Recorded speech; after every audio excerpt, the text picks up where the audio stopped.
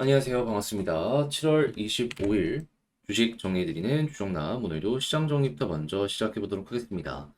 자, 들어가기 전 구독과 좋아요 한번 부탁드리고요. 지금 이제 미국 증시가 많이 빠졌는데 정확하게 어떤 내용 나왔는지 핵심만 딱딱 말씀드리면, 일단 테슬라 실적이 나왔습니다. 근데 예상치보다 너무 부진했어요. 근데 이게 한 번이면 모르겠거든요. 근데 네 번 연속. 그럼 사람들은 이제 테슬라에 대해서 어떠한 시선을 갖게 될까요? 이 기대치가 떨어지게 될 수밖에 없겠죠. 거기에다가 기대감을 더해주게 되었던 그 예전부터 예고했던 그 로우 택시 있잖아요. 무인 택시. 요거 8월 8일에 공개한다라고 했는데 10월 10일로 연기까지 했습니다. 그러면 이 부분 역시 저는 현재 주가의 하락에 좀 실망감을 줄 수 있는 핵심 요인 중에 하나가 되지 않았을까, 이렇게 볼 수 있을 것 같습니다. 자, 그러다 보니까 뭐 시티부터 시작해서 다양한 투자 은행들에서 테슬라에 대해서 목표 주가를 하향하는 이러한 리포트를 내놓게 되었고요. 여기에 대해서 이 구글 같은 경우에도 매출 자체는 좋았지만 유튜브가 좀 많이 안 좋았어요. 실적이. 그러다 보니까는 요것 때문에 전체적으로 이제 가격은 빠지게 되었다. 그래서 이 성장의 대표주자라고 볼 수 있는 두 종목의 실적이 안 좋다 보니까 나머지 지금 빅테크로 해갖고 엮여 들어가는 종목들까지 여기에 연결이 되면서 이번에 하락하는 모습이 보여지게 되었다. 이렇게 생각을 하시면 될 것 같습니다. 다만 이제 앞으로 발표될 기업들이 애플, 마이크로소프트, 엔비디아, 아마존, 메타 이런 쪽이거든요. 근데 마이크로소프트, 애플 요즘에 나쁜 소식 없잖아요. 자, 그러면 이들이 만약에 선방을 한다면 이게 빅테크 쪽에서 갈리게 될 가능성이 높기 때문에 그때는 또 어느 정도의 시장의 반등이 나올 수 있다는 거 기억을 하시면서 얘네 좋다고 나머지도 다 안 좋을 게 100%다. 그건 생각을 버리시면 좋겠습니다. 그냥 지금은 워낙 큰 회사가 좀 안 좋은 모습이 보여지게 되다 보니까 시장이 조금 분위기상 휩쓸렸다. 요 정도로 보는 게 맞는 것 같아요. 그리고 이 대형 빅테크 말고도 이제 자동차의 대표 주자 중에 하나인 포드 실적이 발표가 되었는데 이들의 실적이 쇼크가 왔어요. 그래서 뭐 GM부터 시작해서 한국의 회사들도 안 좋은 것 아니냐라고 할 수는 있긴 한데, 근데 이것도 자동차 업계 전반적으로 보면 안 좋은 내용이 맞긴 한데 저는 개인적으로 이건 좀 기다렸던 내용이 나온 거나 마찬가지다, 이렇게 생각을 할 수 있을 것 같거든요. 왜 그러냐? 자동차는 대표적으로 경기랑 같이 묶여서 갑니다. 근데 전 세계 경기 안 좋았을 때도 미국은 경기가 정말 좋았잖아요. 그러다 보니까는 고금리를 유지를 할 수가 있었던 것인데, 근데 미국의 경기가 이러한 내용들이랑 엮이면서 쇼크가 나오고 실제로 이제 앞으로 발표될 소매 업체들의 실적까지도 바닥을 찍는 모습이 보여지게 된다면, 그러면 미국 연준에서 할 수도 있다라는 연준의 코멘트가 있었기 때문에 금리 인하 가능성이 높아지지 않을까. 그러니까 이 빅테크 같은 경우에는 많이 올라간 만큼 그냥 많이 빠졌다, 이 정도로 넘길 수 있다면, 이렇게 우리에게 필수적인 소비재 관련 기업들 같은 경우에는 금리 인하에 자극을 줄 수 있는 내용이다 보니까는 이게 악재라고 보기에도 뭔가 좀 애매하게 생각할 수 있지 않을까. 저는 이렇게 본다는 것이죠. 그래서 실제로 이 관련 내용 나오고 나서 어떤 일이 발생을 했냐면 9월달 금리 인하 가능성 지금 100% 잡혀 있는 상황이고요. 그리고 12월 달 확률 보면은 이제 두 번의 금리 인하에 대한 확률 96.7% 잡혀 있고요. 세 번의 금리 인하에 대한 확률 이렇게 세 개 합치면 되거든요. 그러면 56, 57, 한 57% 잡히고 있네요. 자, 이렇게 해서 이제 유동성이 올해 연말까지 풀릴 가능성이 높아지고 있다. 요걸 확인할 수가 있게 된다라는 겁니다. 자, 그럼 자연스럽게 지금 소외돼 가지고 많이 못 올라갔던 종목들 돈 들어온다. 상승하겠죠. 그러면 어떻게 보면은 지금이 가장 좀 힘든 구간, 이렇게 생각을 하더라도 요 금리 인하가 시작이 되면 그때부터 바닥이 높아지는 효과를 우리에게 보여줄 수 있을 것이다 라는 관점으로 접근해 보기가 되게 좋아질 것 같습니다. 그래서 이거는 여러분들이 알고 가보시면 될 것 같아요. 그러니까 급한 사람은 현재 위치에서 돈을 못 버는 구조가 돼가는 것 같아요. 그래서 저는 개인적으로 여러분들이 좀 넉넉하게 이 내용을 해석해 보시면서 들어가시면 좋을 것 같습니다. 자, 그러다 보니까 여기에 자극받아서 지금 채권 가격 올라가기 시작했습니다.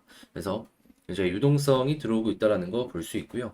그리고 지금 이제 반도체나 이런 쪽들 이 관련된 미국의 기술주 하락으로 이 조정이 나온다라고 하더라도 그래도 실적은 괜찮고 내년까지도 계속해서 호황은 계속될 것이다, 이런 얘기 들려오고 있거든요. 그러면 결국에 일정 가격을 버티게 된다면은 적정 주가를 회복하려는 움직임이 굉장히 빠르게 나타날 수 있겠죠. 그렇기 때문에 반도체 소부장도 여전히 좋은 상황이다라는 건 기억을 하시면서 조정 이후에 반등 요거 노려보시면 좋겠습니다.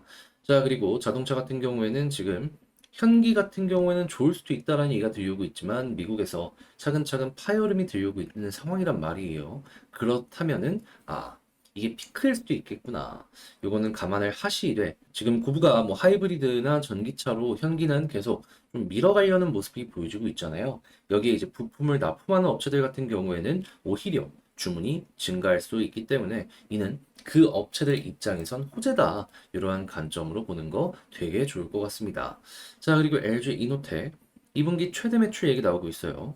여기가 카메라 쪽으로 매출 비중이 굉장히 높거든요. 뭐 다른 부분도 많이 하지만 근데 전 이거 그냥 이렇게 해석하는 게 맞는 것 같습니다. 핸드폰 부품 총괄적으로 다 한다. 그럼 핸드폰 판매가 늘어나면 늘어날수록 이 회사의 실적은 증가할 수 있을 것이고 그러면 야 이거 자연스럽게 영업이 계속 올라갈 가능성 높겠네 생각을 할 수 있는데 때마침 애플에서 어떤 소식 들려오고 있다? AI 이 컨텐츠를 추가함으로 올해 하반기부터 새로운 모델이 나오게 되면은 엄청나게 팔릴 가능성이 높아지게 될 것이다. 자, 그러면 이 LG 이노텍은 어떻게 보면 앞으로가 더욱더 좋아질 가능성이 높다. 이렇게 보시는 것도 아주 좋을 것 같습니다. 자, 그리고 삼성 바이오로직스 2분기 영업이익 4,345억 컨센서스 상회했다. 막 이런 내용 들려오고 있어요. 근데 이제 슈카월드 같은 데 보시면 아시겠지만 지금 미국 쪽에서 그 일반 비싸지 않은 약들 있잖아요. 요거 생산하는데 굉장히 어려움을 겪고 있다. 이런 내용 들려오고 있거든요. 그거 한국에서 어느 정도 일거리 가지고 올 가능성도 있다라는 거 하나 생각해 보시면 좋을 것 같고, 그리고 지금 제약바이오 같은 경우에는 결국에 유동성의 영향을 받아서 올라가기 때문에 금리나 확률이 높아지게 된다면은 제약바이오는 거의 무조건일 가능성이 높거든요. 막 기술주 올라갔을 때에도 얘네는 조용했었잖아요. 이번엔 이들의 차례일 가능성이 높기 때문에 뉴스 많이 나오는 것에 따라 가지고 또 한번 여러분들 기억을 하시면서 이러한 섹터도 좋다라는 걸 알아두시면 좋겠습니다. 자, 그리고 원전 관련해서는 책도 따내고 이제 후속에 대한 기대감도 굉장히 커지고 있는데 요거 같은 경우 최근에 올라갔다 좀 조정이 나왔잖아요. 이 후속 나오면 계속 올라갈 가능성이 높으니까 체급 자체가 커지고 있다라는 관점으로 이쪽을 보시면 좋은데 근데 그 이전까지는 원전이랑 세트로 수소가 되게 많이 이야기가 들려오게 되었었단 말이에요. 근데 정작 최대 수혜를 받는 쪽이 어디냐라는 걸 봤더니 ESS. 그러니까 전력 이 생산량이 증가하면 증가할수록 전역에도 생산을 멈출 수는 없잖아요. 근데 그거 버리는 거 아깝잖아요. 그러니까 그걸 수소로 보관하는 게 아니라 ESS 쪽에 보관하고 낮 시간 동안 더욱더 이제 수월하게 쓰자. 약간 이런 식으로 가고 있는 거 요거 볼 수 있습니다. 그래서 향후 ESS는 앞으로 더 좋아지면 좋아지지 떨어지지 않을 가능성이 높기 때문에 야 이거 향후 미래 몇 년 동안은 과거에는 단순 기대감이었다면 이번에는 실적까지 연결될 수 있는 섹터가 되겠네. 그런 식으로 해서 이도 같이 한번 쭉 보시면 좋겠습니다. 자, 그리고 전고체 배터리에 대한 연구는 계속 진행되고 있는데 표준이 잡히거나 그런 부분은 아직까지 안 보여지고 있어요. 결국에는 표준 잡히면은 그쪽으로 쭉 갈 것이기 때문에 이제 그 한쪽에 좀 올인을 한다라는 개념보다는 양쪽 모두에 해당하는 업체들이 있을 거 아니에요. 거기로 집중해서 이 내용들도 한번 쭉 지켜보시면 좋을 것 같습니다. 자, 마지막으로 지금 중국의 저가, 이 밀어내기가 굉장히 심해지는 상황이죠. 하다 보니까 한국의 기업들이 여기에 상당히 고생을 하는 모습이 보여지고 있는데 대표적인 게 철강이랑 석유화 이런 쪽이거든요. 근데 반대로 한번 생각해 봅시다. 그러한 기업들이 힘든 건 너무 안타깝죠. 근데 우리가 어떻게 바꿀 수는 없잖아요. 그럼 반대로 여기에 수혜를 받는 기업들도 생각을 해보면 좋지 않겠습니까? 그래서 석유화학 제품을 구매하는 기업들 같은 경우에는 원재료가 떨어지니까 좋은 부분이 있고, 추가적으로 후판 같은 경우에는 조선 쪽에서 이용하는 거거든요. 근데 가격이 계속 싼데 중국의 제품이 전 세계 1등이거든요, 지금. 생산량은 물론이거니와 점유율까지. 품질이 떨어질 리가 없을 거 아니에요, 그러면. 한국에 있는 철강사랑 이 딜을 칠 때 나름 유리한 위치를 좀 차지할 가능성도 높아지게 될 수 있으니까 우리 입장에서는 조선 쪽 같은 경우에는 영업 마진의 폭이 더욱더 커질 가능성이 높은 자리가 왔다. 요걸 생각을 하시면서 관련 내용 좀 이용을 해보시는 것도 아주 좋을 것 같습니다. 자, 이렇게 해서 7월 25일 시장 정리 한번 싹 해봤는데 어떻게 여러분들께 도움이 되었을지 모르겠어요. 잘 보셨다라고 생각을 하신다면 구독과 좋아요 한번 부탁드리고요. 지금 말씀드린 내용들 같은 경우에는 장 시작하기 전에 텔레그램 공부방을 통해서 이런 식으로 올려드리고 있고, 이외에도 공부할 수 있는 이러한 이 리포트를 제가 보고 괜찮다 싶은 것만 이렇게 올려드리고 있으니까 같이 한번 공유해보고 싶다라고 하시는 분들은 영상 소개란에 있는 링크를 클릭하시고 입장을 하셔서 이 내용 이용을 해보시면 좋겠습니다. 자, 그러면 개별 종목 살펴보도록 할게요. 안녕하세요. 제가 이번에 가지고 온 종목은 두산 에너빌리티를 가지고 왔습니다.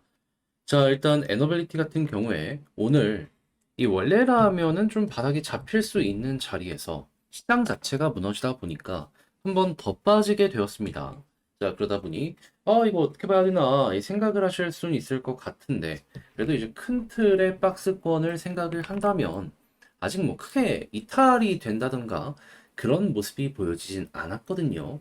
여기에서 나오는 악재는 뭐가 있고 나름 기대를 한다면 또 뭘 생각해 볼 수 있는지 하나씩 살펴보도록 할 테니까 들어보시고 도움 된다면 구독과 좋아요 한번 꼭 눌러주시면 감사드리겠습니다. 자, 일단 가장 먼저 두산 에너빌리티 지금 가장 시끄러운 내용은 역시나 이거죠. 지배구조 개편하는 거. 그래서 이 밥캣을 떼어내서 로보틱스로 합치는 게 과연 합당한가, 여기에 대한 내용이 계속해서 들려오며 이거를 일반 시민단체뿐만 아니라 이 국회는 물론이고 금감원에서도 제동을 거는 모습이 보여지게 되다 보니까는 일제히 좀 안 좋은 모습이 보여지게 되었다. 요 내용 확인할 수 있습니다. 근데 이제 오늘 빠지게 된 내용은 요게 어느 정도 영향은 있다라고 하더라도 핵심은 역시나 그냥 증시가 안 좋기 때문이다. 요 정도로 생각을 해보시는 게 맞는 것 같은데.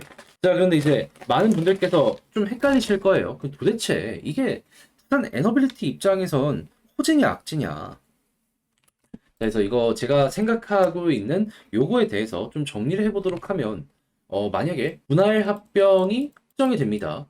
그러면은 이제 권리락 딱 일자가 정해지면서 하나의 회사가 두 개로 쪼개지는 요 일이 발생을 하게 될 거 아니에요. 그러면 얘는 쪼개진 이후에는 추가 하락이 나올 수 있기 때문에 장기 투자하시는 분들께는 악재겠지만 단기 투자, 단타 하시는 분들께는 이 두 개를 받으려는 움직임이 나타나게 될 거 아니에요. 그 부분 때문에 올라가는 모습 나타나게 될 수 있을 겁니다. 그러니까 단타 하시는 분들 입장에서는 나쁠 게 전혀 없는 게 현 상황이었다라는 것이죠. 자, 그런데 만약에 이 쪼개지는 게 취소가 된다. 그러면 뭐 바뀌는 건 없는 거잖아요. 물론 이제 투자자들의 심리를 좀 안 좋게 만들었기 때문에 주가가 다시 한번 급등이 나오기 위해선 시간이 필요하긴 할 겁니다. 이게 사람들 관심에 좀 잊혀져야 될 때까지 흘러가야 될 필요가 있는 것이죠. 하지만 뭐가 됐든지 간에 지금 두산 되게 잘 되고 있잖아요. 요거 어느 순간 돋보이는 모습이 보여지게 될 것이고, 그러면 거기에 맞춰서 한 번 더 반등이 빠른 시일 내에 좀 나오지 않을까 싶네요. 심리를 돌리기 위해서 이제 회사 입장에서도 자체적으로 좀 의도적인 언론 플레이를 할 수도 있게 되는 것이고요. 그리고 이 다음 이 원전 관련해가지고 꾸준하게 부산 쪽은 물론이거니와 팀 코리아가 많은 일거리를 따오는 모습이 보여지게 된다면 수주 잔고가 결국에 향후 실적으로 다 엮여 들어가기 때문에 체급이 커지는데 가속도가 붙게 될 것이다. 그럼 바닥 자체가 높아지는 게 그러한 내용들 때문이 될 것이다. 요 정도로 생각을 하시면서 관련 내용 보시는 것도 아주 괜찮을 것 같습니다. 이외에도 지금 가스터빈 수주 잔고 1조 넘었다는 소식도 들려오고 있고, 추가적으로 지금 수소 생태계도 본격적으로 커지게 될 가능성이 높다라는 평가가 많이 들려오고 있거든요. 왜?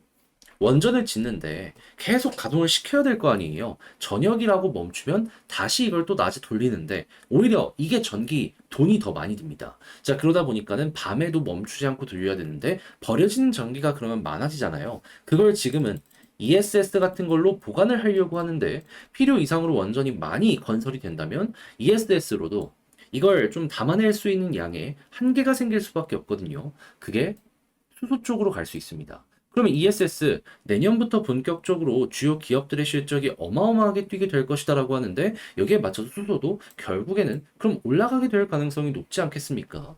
두산은 수소 관련으로도 굉장히 푸시를 많이 하고 있는 상황이기 때문에 지금은 원전 다음에 가스라고 하지만 가스 다음에 수소가 될 수 있어가지고 큰 그림을 그려놓으신 분들이 있으시다면 바뀐 건 전혀 없고 오히려 좋아질 수 있겠구나 정도로 현 부분을 해석하시면 될 것 같습니다. 뭐가 됐든지 간에 일단 단기적으로 놓고 본다면 나쁠 건 전혀 없다라는 거죠. 장기적으로 봤을 때 조금 갈라지는 건 있다라고 하더라도. 자, 그럼 이 상황에서 수급과 차트를 어떤 식으로 보는 게 좋냐? 일단 외국인이 사니까 올라가고 외국인이 매도하니까 떨어졌잖아요. 그런데 여기 최근 3거래일 동안 외국인이 굉장히 많이 매집을 했고 오늘은 시장의 영향 때문에 이렇게 쭉 빠지게 되었어요. 근데 만약에 오늘 장 맞춰지고 외국인이 빨간불로 바뀌게 된다든가 아니면 예상했던 것보다 많이 매도가 안 됐고 만약에 내일이나 내일 모레부터 다시금 매수가 커지는 모습이 보여지게 된다면 그러면 자연스럽게 이들로 인해서 반등이 많이 보여졌기 때문에 이번에 또 한번 머리가 들리는 모습을 여기랑 맞춰서 볼 수 있을 것 같습니다. 자, 그런 다음에 볼린저 지금 하단 언저리까지 왔잖아요. 여기 부근에 이 바닥을 딛고 올라가서 21선을 돌파하는 모습이 보여지게 된다면 그럼 이제 볼린저 상단까지 기본적으로 이렇게 파동 나오는 거 생각할 수 있는 거죠. 과거에도 여기를 중심으로 계속 이렇게 갔었잖아요. 이번에도 여기 노려볼 수 있고 그럼 이제 1차로 볼린저 밴드 상단을 보되 여기를 만약에 돌파하고 자리를 잡는 모습이 보여지게 된다면 항상 추가적으로 더 올라갔습니다. 그러면 이번에도 조금 더 여기를 중심으로 올라가게 된다라고 보시면 되고요. 볼린저 밴드 상단에 이렇게 올라가다가 이탈하는 모습이 보여지게 된다면 21선까지 조정이 굉장히 많이 나오곤 했었기 때문에 이번에도 거기선 어느 정도의 비중 조절, 조심의 전략을 취하시면 괜찮을 것 같습니다. 근데 만약에 이탈 없이 계속 올라가면 가장 개미가 많이 물려있는 자리가 23,500원부터였거든요. 근데 한번 소화했잖아요. 그럼 다음번에 여기 수월하게 올라가는데 힘이 실릴 겁니다.